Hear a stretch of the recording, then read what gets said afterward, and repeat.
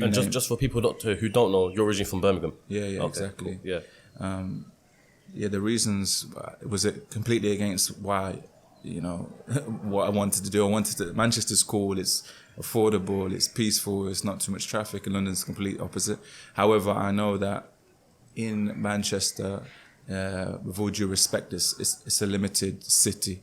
As much as it's got amazing things going on, London is the hub of the globe, effectively. Course, So I wanted to surround myself with people who are wealthier than me, are smarter than me, more experienced than me. And obviously where I decided to live, that's what I'm surrounded by. So when you're bumping into random people, the conversations or the level of conversations are completely different. They're not impressed by anything I have, and I love that. Do you know what I mean? So everyone has a nice car, everyone lives in a nice place, so you're just another guy. And at that point, everybody gives you the same level of respect. So no one's looking up to you saying, oh, that's that guy, or he's got this, they don't care. So then the level of conversation is just straight. And not only that, taste levels. You're surrounded by buildings which are made by the best architects. You've got the best shopping centres. You've got Harrods, Selfridges. You get to see everything on a clothing perspective. People dress differently.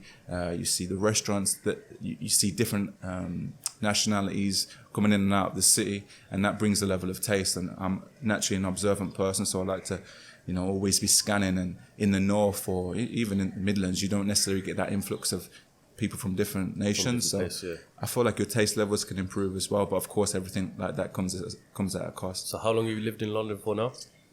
2.5 years, I think. Yeah. And how would you say it's elevated your mindset?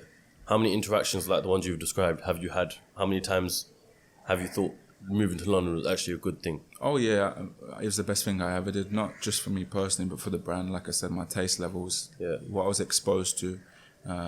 Like I said, naturally just observing people, how they dress, spotting patterns increased massively.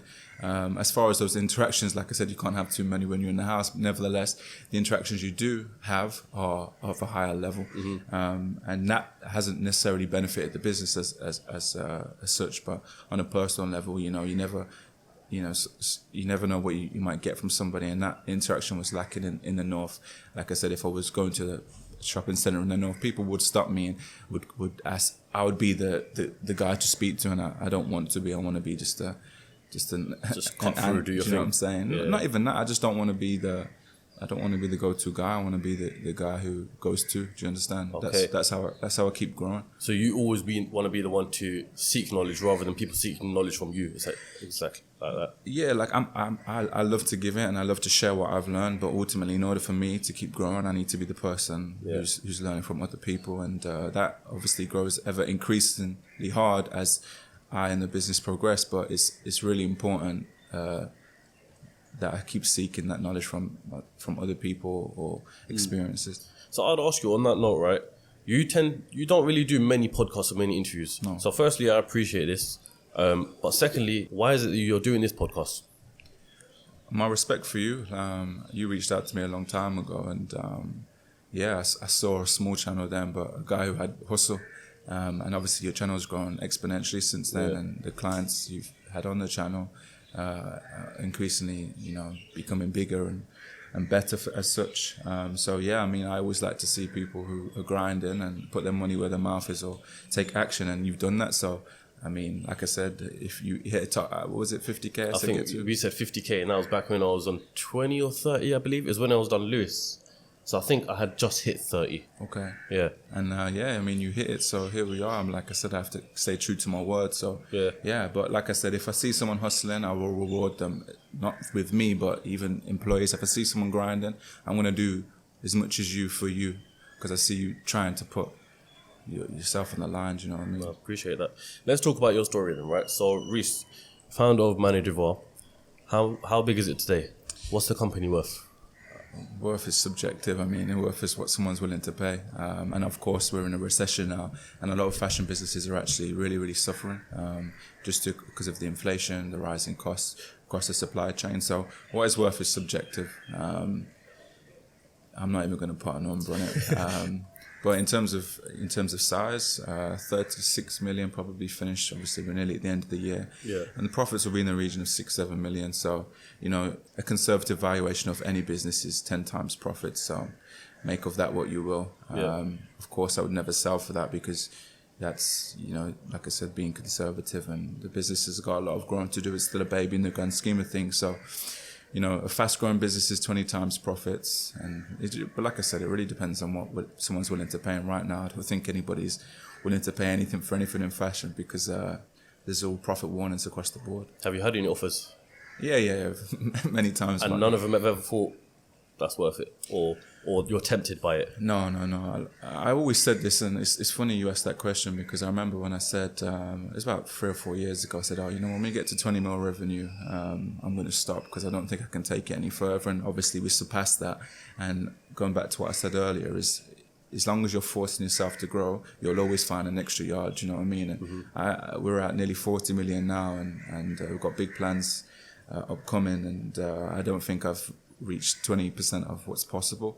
So maybe when I get to 80% of what I think is possible, and there's somebody somewhere that can take it way bigger than I can, or maybe even I don't want to because it gets corporate, it gets stressful. You can't have the personal interactions with your staff. It gets too big, do you know what I mean? So at that point, when I think I can take it as far as I can, or as far as it's enjoyable, then I'll consider the office. But right now, then it's not about the money because I can do nearly everything I want now within reason anyway.